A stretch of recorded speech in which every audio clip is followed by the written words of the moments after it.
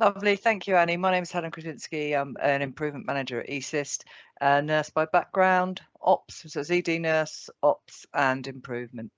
So really just going to just really go through the focused site management model and just give you a flavour of what that is. But specifically today, as we said, we're going to be looking at the assessment tool. So focused site management model is an overarching set of principles that is to reduce variation and enable intelligent, data-driven decision making for forward planning and escalation. And I won't read the entire slide, but I think the principles are pretty obvious there. So we'll move on.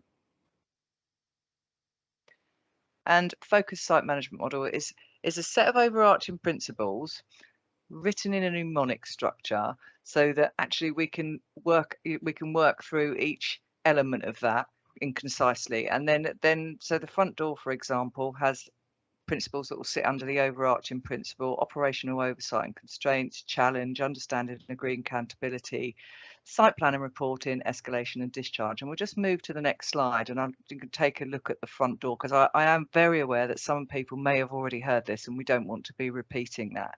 So if you look at the front door, these are the principles that sit under the overarching. So what is today's performance, current and predicted?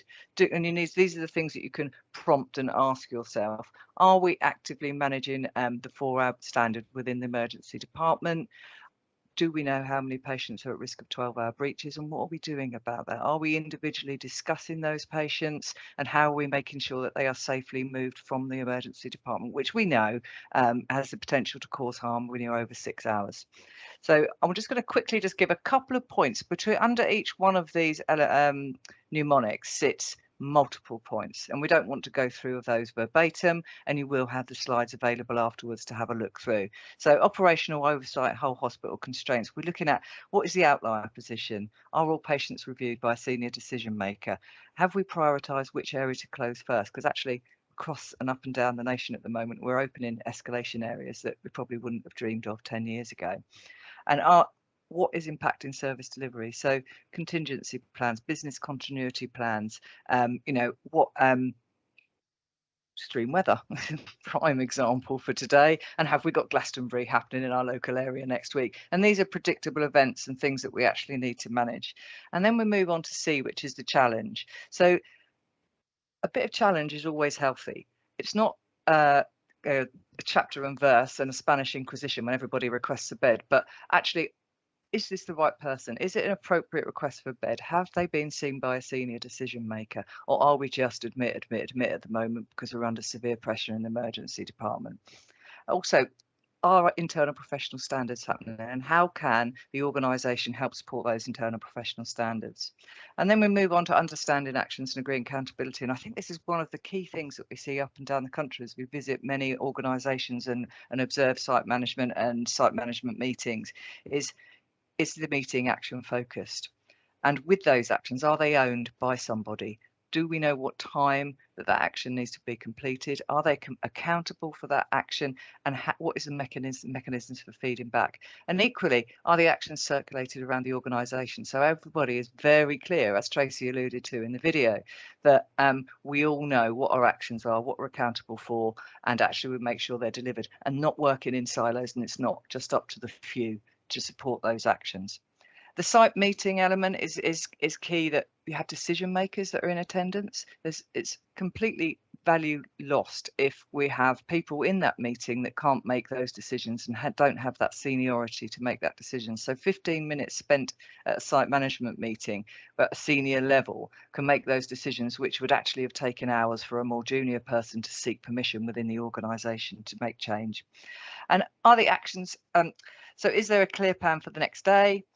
Is there a clear plan for 2 hours, 8 hours, and the following day? And actually, each OPAL level, are we enacting the triggers? And is there specific actions within those triggers to avoid deterioration? And when we look at that, a good litmus test for that is, as we alluded to, is does the Band 7 charge nurse on the ward and the medical reg, for example, understand what they're doing differently at OPAL level 3 or at OPAL level 1? And you need to be really honest with yourself and ask that question, because actually, if they're just doing what they do every day and there's no different, then clearly the escalation plan isn't owned by the organisation. and clinicians, and whether you're clinical or operational, it is flow is everybody's responsibility. And then we move on to escalation. Is the escalation, have we got an escalation policy, and is it utilised? And that's from board to ward. It's not just an escalation policy between ED and the site management and the site office. It is across the entire organisation, but also including the system. And we'd look at the system for external escalation plans, and that would feed in and dovetail with the acute hospitals escalation plan. And we're talking ICS, region and community services. And then discharge, and I really won't go on to discharge too much, because I know there's a lot of focus on discharge nationally, and obviously we're doing the hospital only discharge webinar, so I won't repeat any of those, but some of the key elements are: have we got people that are clearly identified for home today? Do we know who they are, where they are, and when they're going home?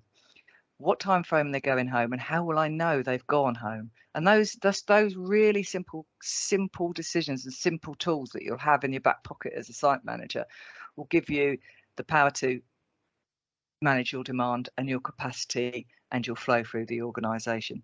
And if they don't go home today, are they prioritised for the next day's early discharge? Can they go to the discharge lounge? And why didn't they go home today? And I think it's really important to look back and learn why the person didn't go home, to make sure it's not repeated today, tomorrow, next week and next year, because it will be an ongoing cycle: transport, TTOs, whatever that may be. And then next day discharge identified, as is always. Places that do well know exactly who's going the next day, and they're preparing for that. And it's about being proactive rather than reactive. So we'll just move on to the next slide. This is our little flyer for our focus management principles. That's probably what you've probably already seen. It just, if you click onto that slide in the bottom right-hand corner, you'll have access to the resource pack, which is on the next slide. And this is the resource pack, which is available to you all. I'll just quickly run through. So we've got an introductory slide pack, and that introductory slide pack goes in detail into all of the principles and underlying principles of the focus tool. We've got the rapid improvement guide, which exactly what it is says on the tin. It's a 2-pager, 1.5. We tried to get it on one, but it wouldn't quite fit. So 1.5 page of some high-level principles of the focus management tools. And then we've got the self-assessment template, which I'll be walking through and talking through in a little while. The webinar recording, which dovetails with the presentation on the first on the number 1 of those tools in the toolkit, and it's the webinar that accompanies that, so it goes into detail and explanation. We've got an infographic, which is a great poster, which we would suggest that really you could pin up in your site office, and it's just to jog your memory, to have a quick look at, and to make sure that we're covering all the elements that we think we want to cover in a site manager. And sometimes when you've got the uncomfortable silence, have a little look at that. I'm sure you could pick something up to ask in the meeting at that point. And then, of course, we understand that site management has been the poor relation for many, many years. Where is the development, the training, the recognition of site management models and site management teams? So we did a literature review just to confirm that we weren't just, pulling that out of our heads, really. And actually, nationally and internationally, there's very little models with structure and formalised processes and approaches to site management. So there is a gap there, and I think obviously you all feel that day in and day out. And when you travel to different organisations, you can equally see that as well, that practice varies so dramatically between each organisation, whether you're north of the country or down in the south. And then we've got the link to the video of Kingston that we developed with them. We recognise them as doing some really great stuff. And in the spirit of not having somebody come in to present every time when we're presenting a video, it's a video of good practice we thought would have been really helpful. So we'll move on to the next slide. And this is the focus of today, really. And you have to excuse the pun. We also focus an awful lot through this webinar. So completing the self-assessment tool. And now this is something that you would need to invest some time in, and it actually is a face-to-face workshop rather than Teams, because the most rich conversations come out when you've got that team in the room and you start working together as a team.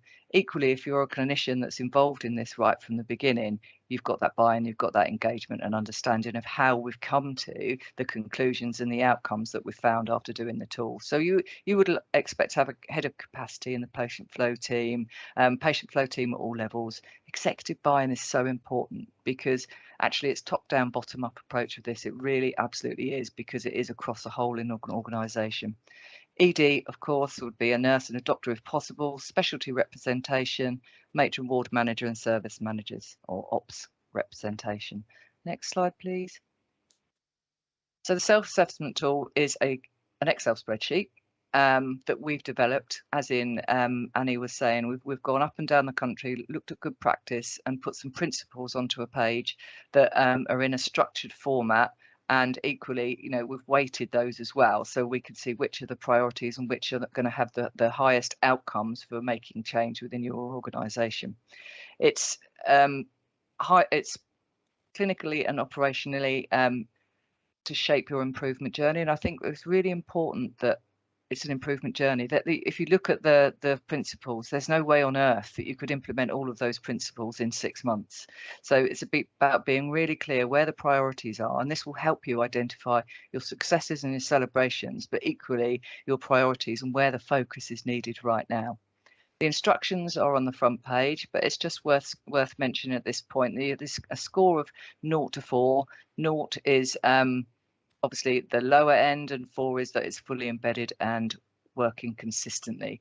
We also weight them, as I said, 1 to 3, score of 1 to 3 on to influence outcomes of that. And there is repeated questions, because actually some of those questions sit across every single element of the focused model and are not individual to a division, a department or a team. So now I think this should work. We've taken the bullet, and we think that I can now. Have you okayed it, Crystal? Perfect. I love it when a plan comes together. We've had 2 techie things, so can you actually all see that? Everything looks okay, Helen. Yeah. Lovely, thank you. What I'll do is I'll zoom in and zoom out as we go through. So I don't know if any of you have ever used the CQC Patient First self-assessment tool. This is a tool based on a similar idea that we'll go through elements, write some narrative about each element of the focus model and the principles, and then give yourselves a score. And it's really important that you're open and honest and no blame throughout this entire process. So this is the front page, and clearly you would have purpose of the document. I'm not going to read all this, instructions for use and ongoing improvement. So what I've actually done today is filled in the document itself. This is an anonymous hospital, St. Helen Krysinski, I think it's called, and I've just given, it's easier when you see it and when you can look at it and you can feel it. So I've just popped some bits in here, and you can see that here's your scoring.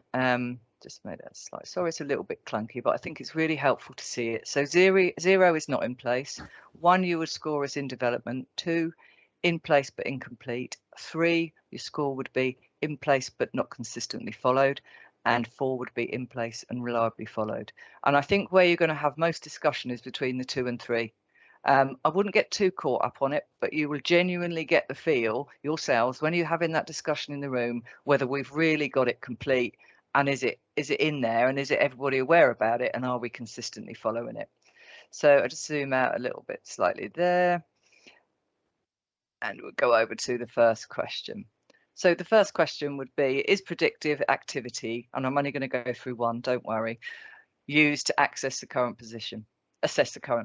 And obviously you can put your narrative in here. That narrative is really important for when you're looking back at your assessment tool, when you may be formulating an action plan, that you can put that narrative in there. It's very specific to your organisation. So, I mean, I've done a high level, current and predicted activity is visible but not utilised proactively. So therefore we'd say it's incomplete. Or you could argue the toss of, actually, you know, it's there, we all know about it, but we're not necessarily using it every day. You could pop a 3 in there.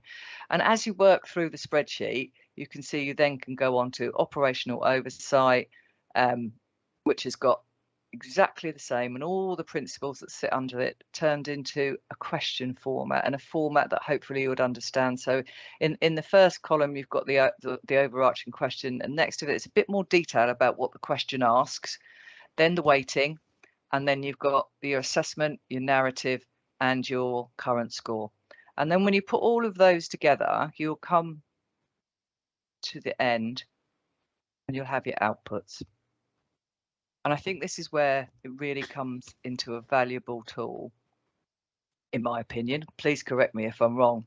but we've all worked in situations when someone says implement focused and you can't see the wood for the trees because there's just too much in it. But actually what would be really helpful and really supportive and really, you know, an opportunity within our organisation. So the gap analysis summary just goes through the mnemonic headings of the overarching principles. You can then see your scores from that gap analysis. So you can see that front door has scored, you know, between 2 and 3 on average. But then you look at discharge, and that's way down there, looking at ones. You know, we're scoring ones on that, which is your lower denomination. So at a glance, you can easily see, do you know what? We need to do some work with discharge. The site plan looks like it's okay. There may be a few bits that we're going to touch within that. And clearly, operational oversight and challenge is another area that we need to look. So if we're going to pick one priority would be discharge, 2 would then follow, that would be some focused areas that we can work on. I think it's really worth saying it's not up to one group to do this, because if you look very cannily, most of these are in already existing working groups and improvement groups. You will have an emergency improvement group that's working on something at the moment that you could look at some of these elements within your assessment that could be easily transferred and adopted within that work stream. So for example, discharge. So you can now see here, you can click on which principle that you would like. So for example, we've got discharge here, and you can see what the weighting is, what the current scores, and where we would like to be for.